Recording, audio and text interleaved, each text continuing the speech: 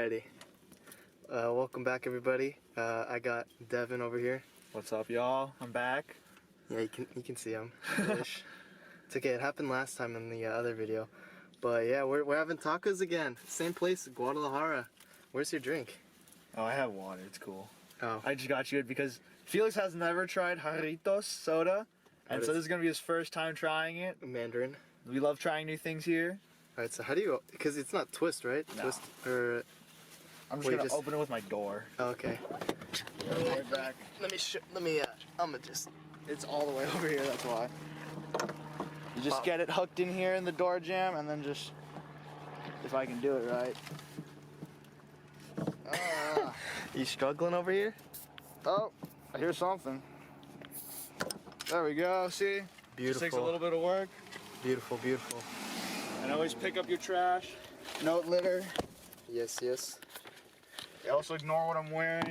Wait, so is this like what people would always get? Or is this like something that you discovered yourself? No, definitely not. Like, I knew of it in middle school because some of my friends drank it, but then I really took a liking to it like after high school, and then especially when I started working at Trader Joe's, when we went to Guadalajara for lunch, we'd always get a soda, a Jarritos, either.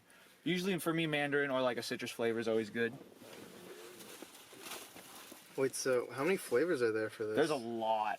Like, I don't know, more than, I think, around 10, maybe more. So is this like a popular, like, drink? Correct. That people get? I mean, I'm assuming since there's a lot of flavors. It's pretty popular.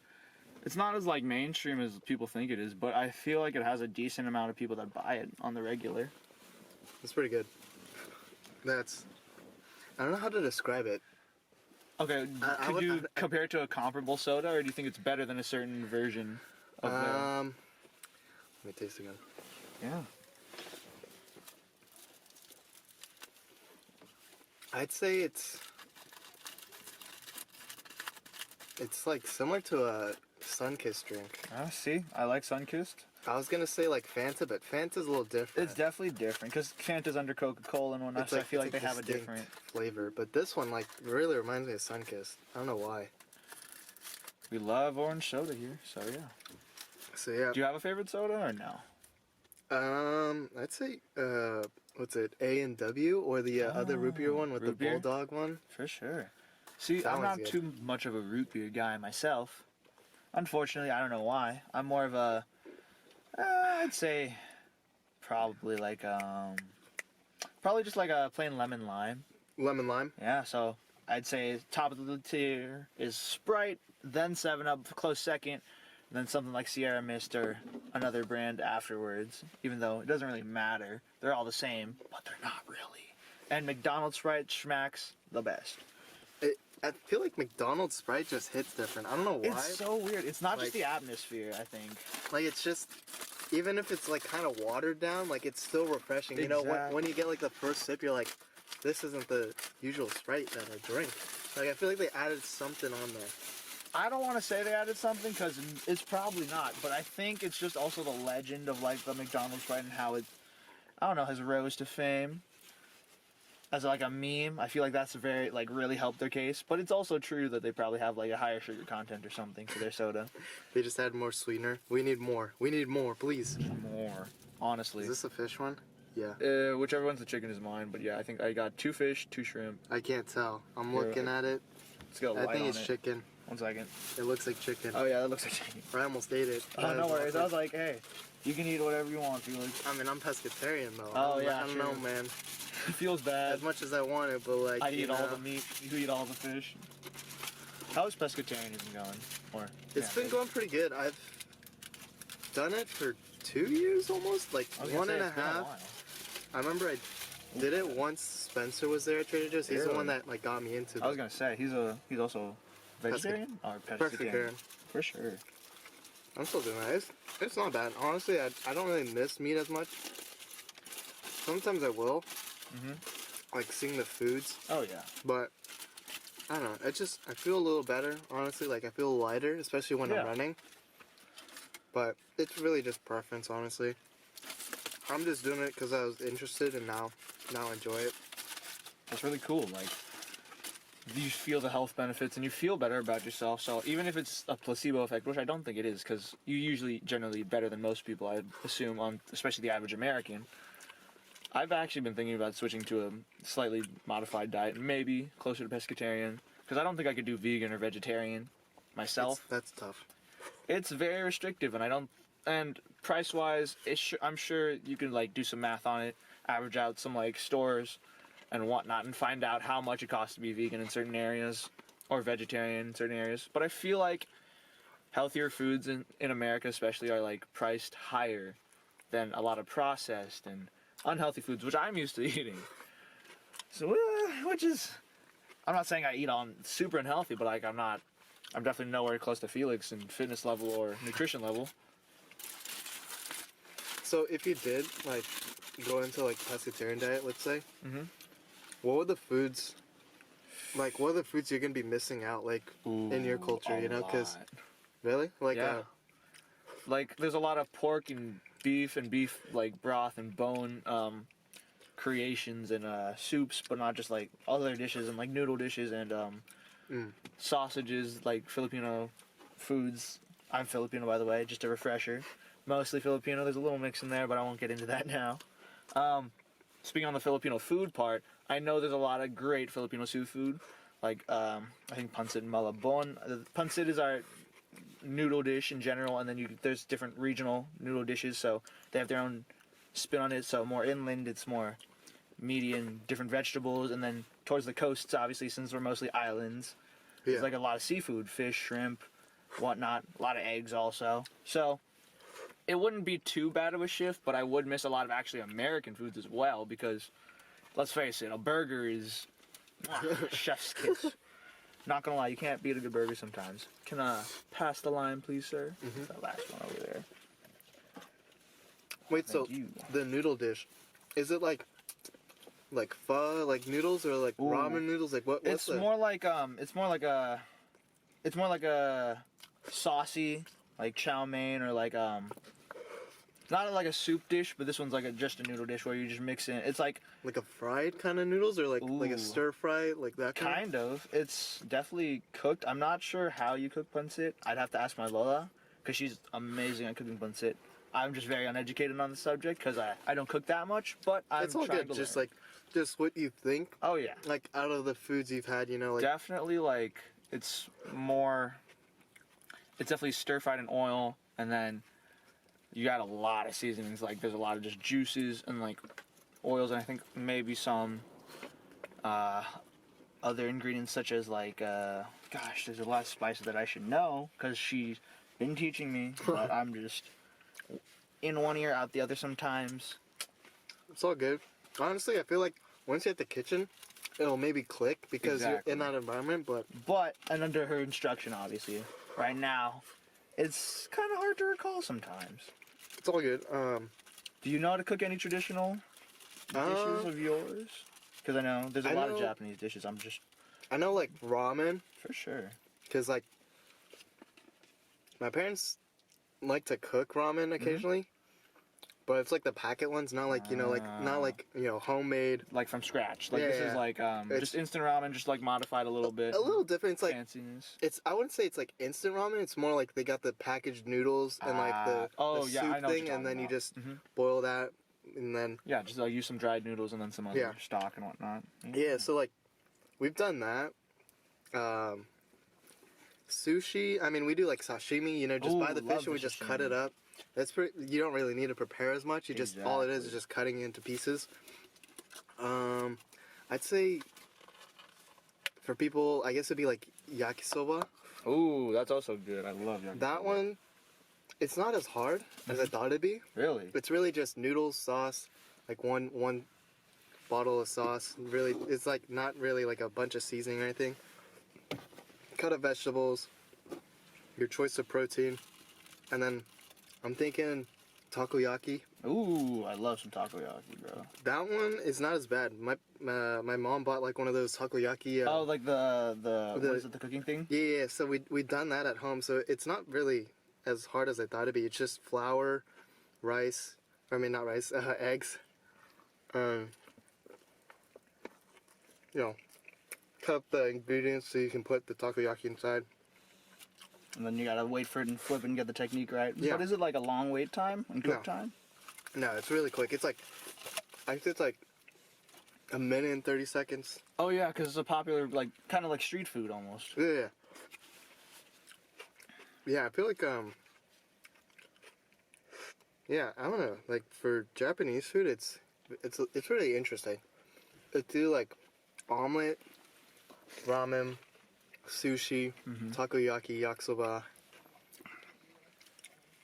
and okonomiyaki, which is basically, like, it's similar to yakisoba, but it's like, you just take out the noodles. It's just basically vegetables, flour, egg, and it's like kind of like a pancake. Oh, we have something similar. Yeah, it's like, it's basically that. And then you can add in, your choice of protein or whatever if you want. Oh yeah. See, I know a lot of other cultures and countries have a similar dish called torta. A lot of Hispanic countries and then maybe some Latino countries also have that in different forms. For ours, it's like you said, like a pancake, but it's like a egg, potato, usually like onions, peppers, some sort of other meat maybe, and some other form of like a mixture of spices or oils. And it's like very simple, very easy. I don't like it as much, but Really? a lot of my cousins like grew up on it and enjoy it a lot. I do enjoy it, just not as much as they do. But yeah, okay. I feel like a lot of cultures have like similar food groups. Like there's always like a pancake kind of thing, and there's like always like a fried dough kind of thing. Like certain food groups that are similar, but just like culturally, just have different names and slightly different compositions. Yeah, but I think it's just a nice way to connect, because you can have foods that like seem pretty similar, but it's like their own little twist. Yeah, exactly. With whatever ingredients are local and whatnot. Yeah, and like what they're known for. So I mean, some would do like spices. For Japanese cooking, it's not really a whole lot of like sauces. Like They just do like plain fish, a little bit of like salt and pepper. Okay. That's what my mom told me, and that's what I like noticed after she mentioned it. It's pretty mild, not too many spicy things or Yeah, like they don't really abstract like flavors. they don't really go over the top with like spices and seasoning, and all that. It's just plain and simple cooked fish, a little bit of seasoning, a little bit of butter, or some I don't know, simple sauce to make. I don't know, nothing too crazy. See, I feel like sushi really embodies that because it's very simple usually. Yeah. Like maybe 3 to 5 ingredients for like a usual roll or a nigiri, which is like the one where it's just the protein on top with the rice. Is that nigiri? I'm not sure. It's you want the seaweed like hand roll? Oh, okay. Definitely Google sushi. Do not trust me for the sushi info over You here. got closer. I'd say I could be points because I mean when people say sushi, they don't really think of the seaweed wrap. They just think rice, fish on top. So, I mean, as long as you know what it is, that's quite good. Like, I've seen a lot of cooked sushi, like baked sushi rolls, like on the rise in certain establishments, which is cool. I just feel like, I don't know, it's a little different than like raw sushi, which is just like, just uses the natural flavors of the ingredients, which is like with any dish. But I just feel like it's better raw. I'm not sure. I think they're trying to like get into everybody's taste as they're bringing in the culture, That is true. Because for some they'll enjoy it, but like I don't know, you notice like a lot of restaurants that do like dragon rolls and all those like they'll put the sauce over it. Yeah. Not really. Fancy schmancy. Yeah, people stuff. don't really go for like the simple rolls sometimes. At least that's what I've noticed. But I mean, nothing wrong with that. It's still pretty nice. But one thing I was gonna ask you about is, does your family like cook like Japanese curry or anything like that? Yes, we have it's called white stew. Oh. It's I don't know exactly what the sauce is, but it's just like a white curry kind of sauce, and it's just simple. White curry sauce. Okay. Yeah, it's like I don't know what the sauce is, but it's like just vegetables.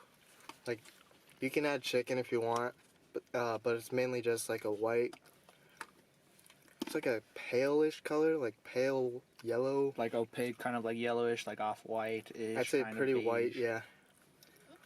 I'm And just then- throwing out colors here, honestly. I'd say that, and there's like a beef stew kind of thing. Ooh. Those are the ones that I can think of. For sure. There is like, is there any like traditional dish from Japan that you are kind of familiar with, but you haven't tried yet, but are kind of hesitant to try because it's kind of maybe in your eyes a little not exotic, but just something- different. Yeah. You know, like for Filipinos and others like Southeast Asian dish, there's balut, which is the unborn chicken or duck eggs, Yeah. which is very like controversial sometimes with some people because they're just like Westerners aren't used to certain Asian foods, and practice of like preserving eggs in different countries is just very different, and so there's different dishes obviously, and so it's a very not hated on, but like people find it kind of disgusting and like kind of Unpleasant, you know, it's something Exactly. they wouldn't really eat when they go there, or you know. But it's like, I know most people are not trying to be disrespectful towards the culture, but it is somewhat because they're just like, ew, why is that so weird? It's pretty frightening, It is, honestly. for sure. and like, you know, it's like a culture shock kind of. You're just like, what? Oh, definitely. You're just like, whoa, I did not expect, you know, this kind of level. Good question. Haven't really thought of any in mind that's like I wouldn't eat, because I've like, I mean, obviously I can't eat like, you Of know, course. chicken or Certain things. pork or. I'd say the one thing is probably pufferfish Oh. or blowfish. You know, like Yeah, I know you need like a special license just to like to prepare it. just to prepare Because it of the because it's poison. poisonous. I feel like that's the one thing I'm like hesitant to try, because like That's fair, because it's dangerous. it is. Yeah, I mean, obviously I would eat it if it's like a trained, like super trained professional, like Of course. restaurant's been there like Established. I don't know, more than like 2 years. You know, it's got like a reputation. You know, Of course. I feel like I would try that, but like that's the one seafood I just haven't had at all. Totally understandable. Yeah. Like one small error in preparation, you can mess up somebody's life, really. It's terrifying to think about. You're just like chilling with the sushi chef. You're like, yeah, can I get one blowfish? Cuts it up. That's, I don't know. Like, I feel like a few millimeters, and then you might have a little poison in you. Well, yeah, I don't know. It looks interesting. I mean, I don't know, people say it tastes good, but I'm just so curious about it. What blowfish was it again? Was it like the... Did it start with an F? Food? No. I'm not sure the name of the actual blowfish, because I remember reading about it. It's just... Can't remember. I hate that when it's on the tip of your tongue, and you're like, ah. Maybe you need like a word, and then it'll trigger your memory. I know. If I think of it, I'll shout it out when I remember it. If I don't, Google is your friend.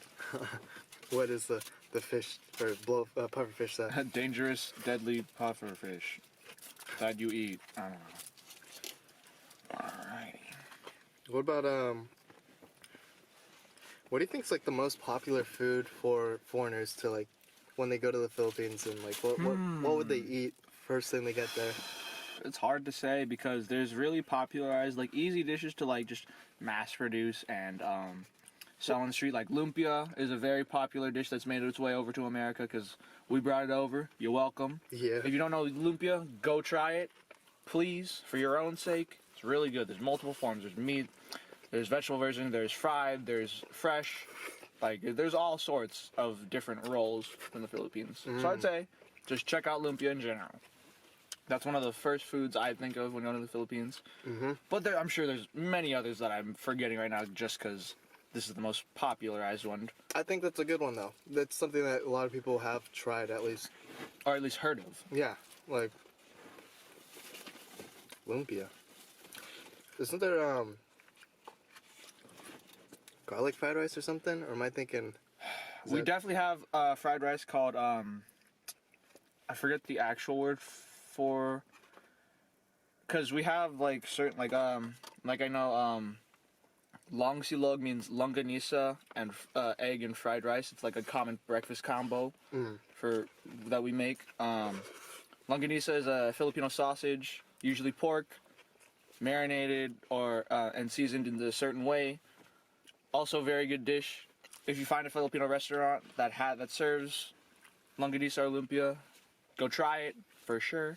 And then the egg is usually it's usually over easy or sunny side up, which is like a runny yolk. That's how. Wow. And then the garlic fried rice. It's usually the name says garlic fried rice. It's pretty self-explanatory. Garlic, salt, maybe a little sugar if you're feeling like a little glaze in there, and then the rice, and then you cook it on high heat. I'm obviously skipping some details, but there's also like I'm not sure if it's got an actual name, but the fried rice my mom makes, it's usually just like a bunch of leftovers, eggs, and then fried in rice, and then we just eat that. And there's like a garlic. It's a little greasy, but it's because it's like a culmination of all these meats and leftovers put together. But it's really good. So if you have like a bunch of leftovers that you don't want to like eat one at a time, I just say fry it up with some rice, eggs, vegetables, however you want to do it, whatever your appetite level or your dietary preferences. Definitely would recommend though. Good combo. So yeah, that's like a common breakfast item or thing you can definitely do on your own or experiment with. Super easy. That sounds pretty yummy. Is there like a go-to like a breakfast item that you'd go for if you? Like in Japan or just like in general? Like it could be Japanese, it could be American, it could be whatever you like. I'd say in like Japanese homes, the most common breakfast is like fish, rice, miso soup. Nice. And like natto sometimes if people enjoy that, or like egg and rice, like raw egg because it's like edible over there. Because like the health restrictions are pretty strict over there. So it's like very, very like high quality. Yeah, and like they just put soy sauce over that, so it's like one or the other. Natto is is the fermented beans and then just like little sauce to make it like sticky.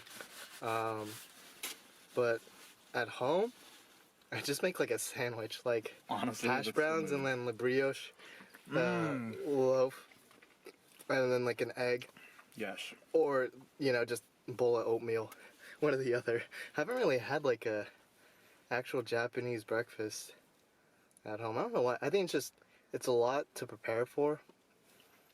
Because I feel like it's a different set of ingredients also in preparation time and and whatnot. I mean, my mom like still cooks Japanese food like at home a lot, so like I won't complain. It's just something I noticed like in breakfast. It's like not the typical. It's more of an Japanese American meal. breakfast or just a different food in general. That's usually how it goes, I think. Like, I feel like it's easier just to cook like regular, like not so complicated like foods in the breakfast for the start of the day, but then like the nice like fancy meals are like dinner. Yeah. Which is like a giant. Usually, how I do it with my family is a sit-down meal, cooked and spent together. I know some people eat separately, but I like to sit down and eat with my family. It's a good quality time. Check up on each other. Oh yeah. But being stuck together during this time has caused some friction, but that's to be like granted for everybody. Yeah.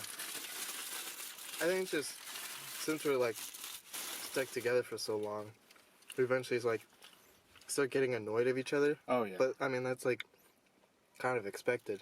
Yeah, like I'm sure that happens with you and your brother Andre, right? Not as much. Oh, that's good. But then again, he kind of just eats on his own. But we've been chill. Yeah, I've been seeing something similar with my little sister. She's been starting to. She's still in high school, so she's still trying to just navigate adolescence still, which is all of us really, but her especially because she's a high schooler during a pandemic. It sucks. But yeah, she's starting to, I think, distance herself more somewhat just because it's a hard time. So I'm giving her space, but it's still hard. I'll try to help her as best I can. I think you're doing a good job, man. You're just doing what you can. Exactly. And, you know, I'm sure she knows if she needs somebody to talk to, you're probably the first person she can go to. Yeah, I don't know. It's like the role as a big brother. It starts early. I mean, it started earlier for me. I'm not sure about. Oh yeah, it started earlier for you too. Oh my gosh. Yeah. So how many years are you and Andre apart? 2 years? Oh yeah, that's a pretty short window. So you've been a big brother pretty much all your life. Yeah. Me and my little sister are 5.5 years apart, so there's a little more space, but I definitely came into the big brother role like I'd say during high school. Not really middle school. Well, yeah, of course I've been a good big brother, but it's just I've really started like watching out for her since like I started high school. When she started like progressing in her teenage years, and so I want to just watch out for her, and make sure she's okay in this like trying time. It's good though. Definitely stepping up. It's definitely tough with siblings. We both can relate. But it's like we like look back at the memories. We probably do. Just like small little stuff that we've done as kids. And obviously there's like tension early on. Maybe still going on, but like at the end of the day you're still family. That's what's like first thing that comes first. Is this a green salsa? I can't see it. Yeah, that's the thicker green one, and then the thinner one's on the left. I was gonna look at the camera, but then the camera is so dark I can't even see myself. I was like, honestly, I feel like the episodes I'm in, it's just like I feel like an anonymous person. No. The first one they got you. It's just the camera, the memory ran out, so like they can see the whole thing. But this one, they know who you are. Well, I mean, yes. Hopefully, your listeners would remember me from last time. They will. If not, I'll make them. Hear that, folks? This is not a threat. Just a warning. Felix is a benevolent podcaster. I keep forgetting, this is like the guac salsa, right? I feel like it's more like a guacamole salsa because it's a little thicker. It's chunkier. I was like, what is... I forgot that this was... A different viscosity level. I know... I'm not sure what's actually in it, but it's good. So, definitely. If you don't use sauce for things, I don't judge you, but I'm just saying you're missing out usually if you don't use a sauce or something. You know, what's like a good first food besides lumpia? For like, let's say a foreigner or like a friend that wants to try Filipino food. I know you got like a minute left, but I'm sure you have a food in mind that'll be good ending on a good note, you know? Oh gosh, that's hard to just have one dish to try because there's so many Filipino dishes out there. Like say you're taking them to a restaurant that has Filipino food, and you're like, hey, let's try this. Like I know this is good because, you know, you've had it before, and you just want them to like actually start enjoying. If you really want to get really Filipino, get a whole roasted pig. It's called lechon. I know you can't have it, unfortunately, but to those out there, at big Filipino gatherings, if they get a lechon, it's legit. It's a fried pig, and it's cooked amazing. And this, you get the special sauce. Sorry to all the non-meat eaters out there, but I love me some pork. Sorry. I feel like that's like a fun feast for like a good like group of friends. Oh, trust me, it feeds a whole family because these things are pretty sizable and they have enough like skin and meat on them to feed like a good amount of people with leftovers. Because trust me, you are gonna want leftovers because they are delicious. We got 20 seconds. You gotta end it in 20 seconds. Go. Okay, outro. Let's go. Thanks for listening to the LTA podcast with Felix over here and your man Devon, and guest star. Thank you for having me on here again, Felix. It's been a pleasure. remember, stay tuned for the next episode dropping. Some